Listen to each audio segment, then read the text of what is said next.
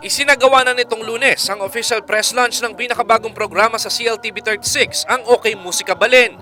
Tampok sa naturang programa ang grupong OK Musika na lupo ng mga kapampangan artists tulad ng mga singers, composers, dance groups at iba pa.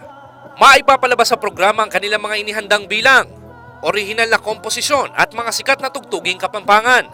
Bilang patikim sa kanilang pagsasahimpapawid sa CLTV36, hinandugan ng buong OK Musika production team ng ilang mga live performances ang kanilang mga panauhin at mga miyembro ng press. Handang-handa na umano ang kanilang hanay para magbigay ng makukulay na performances sa ating makarehiyon. Siyempre, mag-level up yung puketang execution ni King CLTV.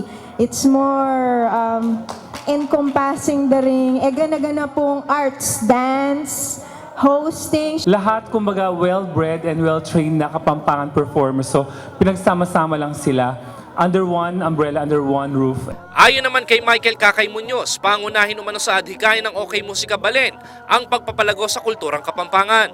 Binibigyan ng ibang mga flavor at renditions, concoctions, yung mga kapampangan songs na dati na nating naririnig pero ngayon parang hindi na natin masyadong maririnig. So bubuhayin at bibigyan ng ibang rendition para magkaroon siya ng bagong tunog na kakagatin ng mga manonood ng CLTV36 is to cultivate at saka yung i-develop and i-preserve pa yung ating kapampangan culture.